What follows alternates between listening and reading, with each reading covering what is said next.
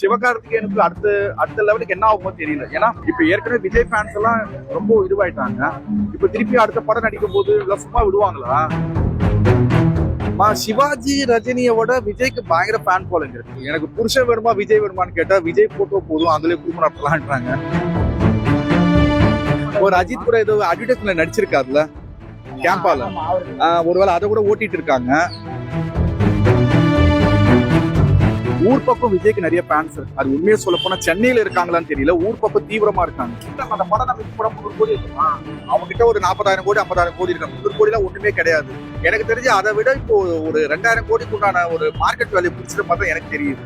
அவர்கிட்ட படம் வெளியே வரலாம் பிச்சை எடுக்க போறது அப்படி கிடையாது. அவருக்கு ஏற்கனவே பலாயிரம் கோடி சொத்து இருக்கு, யாரோ யூஸ் பண்றாங்க. என்ன இது எனக்கு தெரிஞ்சு விட்டுருந்தா கூட இவ்வளவு பப்ளிசிட்டி ஆயிருக்காரு. ஏற்கனவே ஒரு ஸ்டார் வேல்யூ தான். இது மூலியமா எல்லாரும் மனசுலயும் விஜய் ஏன் படம் வரலன்னு கேள்வி கேட்க ஆரம்பிச்சு. எனக்கு தெரிஞ்சு வெளியே வராம இருக்கிறது இது பெரிய ஒரு மார்க்கெட் ஸ்ட்ராட்டஜி தான் இருக்கு.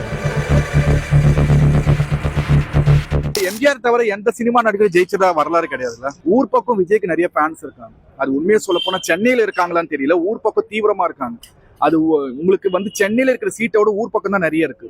சோ உங்களுக்கு ரூலிங் பண்றது பண்ணாததும் அந்த சவுத். அதனால இப்ப ஜனங்க ஒரு படம் ரிலீஸ் பண்ணல, உன்னோட மதிப்பு கூடி இருக்குன்னு நினைக்கிறேன். ஜனங்க ஓட்டு போடும் போது தான் டிசைட் பண்ணணும். இவர் வந்ததுனால ஓட் பேங்க் 72% இருக்கு. ஓட்டோட ரேஷியோ கொஞ்சம் கூடும் நினைக்கிறேன் இந்த வாட்டி. இப்போ இருக்கிற யூத்துக்கெல்லாம் அந்த எலெக்ஷன் ஓட்டு போடும் போது எதை வச்சு போறீங்க கேளுங்க, யாருக்குமே இது தெரியல. எங்க தலைவன் நிக்கிறான் போடுறாங்க, யாருக்குமே அந்த ஒரு புரிதல் இல்ல. விஜய் வந்தாலும் ஆச்சரியப்படுறதுக்கு இல்ல மாதிரி தான் எனக்கு தெரியுது. ஏன்னா சவுத் சைடு தீவிரமா இருக்காங்க. எல்லாருமே 18ல இருந்து 35 வயசு பசங்க தீவிரமா இருக்காங்க. ஃபுல் ஃபயர் பஞ்சா இருக்காங்க. ஏன்னா நான் கண் கூட பாத்துட்டு எல்லாம் சொல்ல வேண்டியதுதானே. கடை வச்சவன் என் கடை வியாபாரம் நல்லா இருக்குதானே சொல்லுவாங்க, அவன் சொல்ல வேண்டியதுதான். பட் என்ன ஒரு தெரியுமா பிரச்சனை, டிஎம்கேல பேசுறதுக்கு கடைசி தொண்டன் கூட நல்லா பேசுவாங்க. மற்ற கட்சியில அந்த மாதிரி பேச்சாற்றல் உள்ள ஆளுங்க யாருமே கிடையாது. அந்த படம் நம்ம படம் 300 கோடி இருக்குமா, அவங்க கிட்ட ஒரு 40,000 கோடி 50,000 கோடி இருக்காங்க. 300 கோடி எல்லாம் ஒண்ணுமே கிடையாது.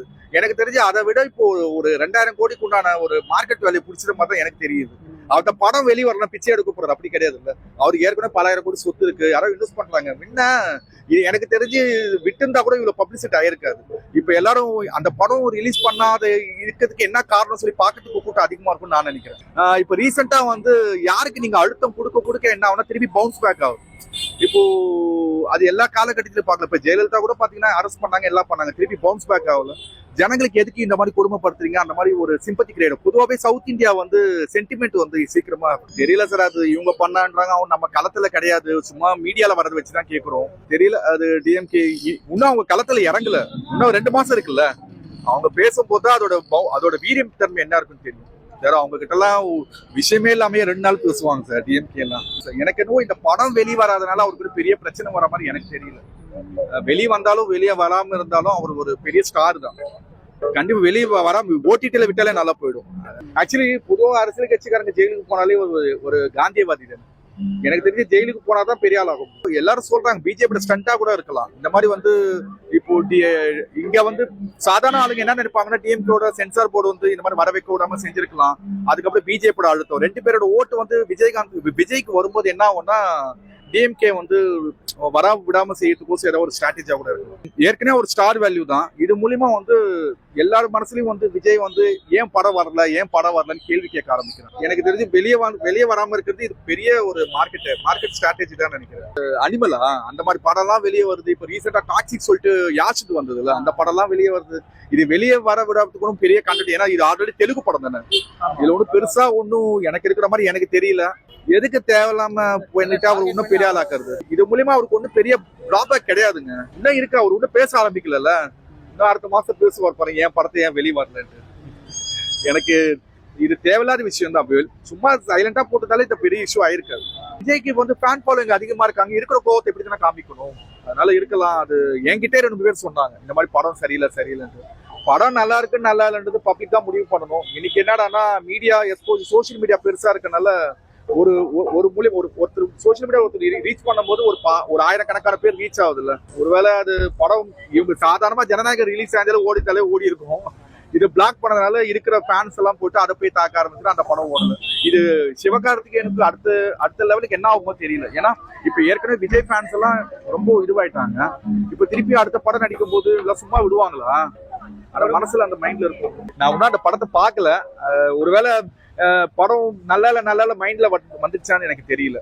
அதனால கூட இருக்கலாம். இந்தி எதிர்ப்பு வந்து காங்கிரஸ் பீரியட்ல தான் நடந்தது. ஒருவேளை பிஜேபி வந்து இணக்கமா இருக்கும் போது காங்கிரஸ் தானே இது பண்ணாங்க, நாங்க நல்லா தானே இருக்கோம்னு சொல்லிட்டு. சரி, இது என்ன தெரியுமா, மேத்தமேட்டிக்ஸ் மாதிரி ஆயிடுச்சுங்க. எல்லாருக்குமே வந்து பிஆர் டீம் இருக்குல்ல. இப்போ இந்த அரசு எலெக்ஷனுக்கெல்லாம் வேலை செய்வாங்களா, அவங்க ஒரு வேலை சொல்லி இந்த மாதிரி செய்யுங்கன்னு சொல்றாங்களான்னு தெரியல. ஏன்னா சின்ன விஷயம் கூட எவ்வளவு நோட்டீஸ் பண்றீங்க பாருங்க. ஏதாவது ஒரு, ஏன்னா இன்னைக்கு ஒரு ஓட்டுல தோத்தாலும் தோக்குறதுனா பல லட்சம், ஒரு 1000 ஓட்டுல தோத்தாலும் தோக்குறது தான். அதனால எவ்ரி கவுண்டிங் வந்து ஒரு ஓட்டுக்கு வேல்யூ இருக்கனால ஏதாவது ஒரு சினாரியோ செட் பண்றாங்கன்னு நினைக்கிறேன். இப்போ ரீசெண்டா சிவகார்த்திகேயன் அந்த எல்லாம் போகும்போது அது என்னன்னு தெரியல. ஏற்கனவே பிஜேபிக்கு தமிழ்நாட்டுக்கு ஆகாது. ஒருவேளை அவங்க கூட சேரும் போது இவருக்கு ஒரு பிஜேபி சாயம் ஏதோ பூசுறாங்களான்னு தெரியல. என்ன இருக்கு, நம்ம படம் நல்லா இருந்தா 190 ரூபா கொடுத்து பார்க்க போறோம், இல்லைன்னா ஓடிடில வரப்போகுது. நம்ம ஒரு காமன் மேன் தானே. நான் எந்த ஒரு அரசியல் கட்சி சார்ந்து கிடையாது. பட் ஏன்னா சினிமா படம்ன்றது பலாயிரம் பேர் வேலை செய்யற இடம். அப்படி வரும்போது நீங்க ஒரு படத்தை ஒழிக்கிறதுனால பலாயிரம் பேர் வேலை வாய்ப்பு போகும். அதுதான் எனக்கு கொஞ்சம் கஷ்டமா இருக்கும். இந்தியாவே வந்து தமிழ்நாடு ஒத்து பாக்குதுங்க. இது வந்து ஒரு விஜய் எத்தனை சீட்டு வாங்குறத வச்சு மற்ற ஸ்டேட்ல எல்லாம் வர ஆரம்பிப்பாங்க. இந்த மாதிரி பெரிய ஒரு சினிமா நடிகர்லாம் எலெக்ஷனுக்கு வந்துட்டாங்க, ஓட் பேங்க் வந்துட்டாங்கன்னா 20 வருஷம் 30 வருஷம் நல்ல கண்ணு மாதிரியோ வாட் எவர். இப்போ சீமானே நினைச்சுக்கோங்களேன், 20 வருஷமா கஷ்டப்பட்டு இருக்காரு. ஒரு சினிமா ஆர்டிஸ்ட் வரும்போது டக்குன்னு வேல்யூ கொடுக்கும்போது இத்தனை வருஷம் வேலை பார்த்து வேல்யூ இல்லாம இருக்குல்ல. சிவாஜி ரஜினியோட விஜய்க்கு பயங்கர ஃபேன் ஃபாலோயிங் இருக்குங்க. அதான் விஜய்க்கு பிளஸ் பாயிண்ட் என்னன்னா 18 வயசுல 35 வயசுல வீரமா இருக்காங்க. லேடிஸ் எல்லாம் உயிரை கொடுக்குறாங்கல்ல. அது எனக்கு புருஷன் வேணுமா விஜய் வேணுமான்னு கேட்டா விஜய் போட்டோ போதும், அதுலயே குடும்பம் நடத்தலான்றாங்க. விஜய்க்கு ஏகப்பட்ட ஃபேன்ஸ் இருக்காங்க. எனக்கு என்னவோ இப்ப கூட ரீசெண்டா வரும்போது பார்த்தேன், இப்பவே வந்து அந்த கட்சியில சேர்ற மாதிரி எல்லாம் பண்றாங்க. ப்ரீவியஸா நிறைய பண்ணிட்டு இருக்காங்க. மே மாசம் தெரிஞ்சிடும் விஜய் ஏதாவது ஒரு தமிழ்நாட்டுல மாறுதல் வந்ததுன்னா எல்லா ஸ்டேட்டுக்கும் பெரிய ஆப்பு இருக்கு. பேசிட்டாங்க ஜனங்க 190 ரூபா கொடுத்து என்ன மிஞ்சி போனா அவங்க ஃபேன்ஸா பார்க்க போறேன். ஏங்க ஏற்கனவே ஓடிடில வந்து பல தடவை பார்த்தாச்சு இல்லைங்க. பார்த்த படத்தை நீங்க எத்தனை வாட்டி பார்ப்பீங்க? ஒரு அஜித் கூட ஏதோ அட்வர்டைஸ்மெண்ட் நடிச்சிருக்காருல்ல கேம்பால, ஒருவேளை அதை கூட ஓட்டிட்டு இருக்காங்க. தெரியலங்க. அதாங்க, ஒரு ஆளை பிரபல பண்ணி விட்டாலே இதெல்லாம் பெரிய பிரச்சனைங்க. சாதாரணதான் ஒரு ஆளு லைம் லைட்டுக்கு வந்துட்டாலே எல்லாத்தையும் பேச ஆரம்பிப்பாங்க. நடக்கிறதுக்கும் ட்ரெஸ் போடுறதுக்கு கூட ஒரு கலர் கொண்டு பூசுறாங்க. தெரியல அது என்ன நடக்குது தெரியல.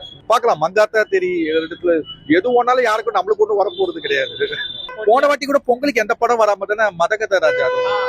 ஸோ பொங்கல் எனக்கு என்னவோ 2-3 வருஷம் பொங்கல் ஒரு ஸ்டார் வேல்யூ இல்லாம இருக்கு. எனக்கு என்னவோ இப்ப ரீசெண்டா பொங்கல்ன்றது சென்னை சங்கமம் மட்டும் இல்லைன்னு நினைச்சுக்கோங்களேன், பொங்கல் 0வா இருந்திருக்கும்.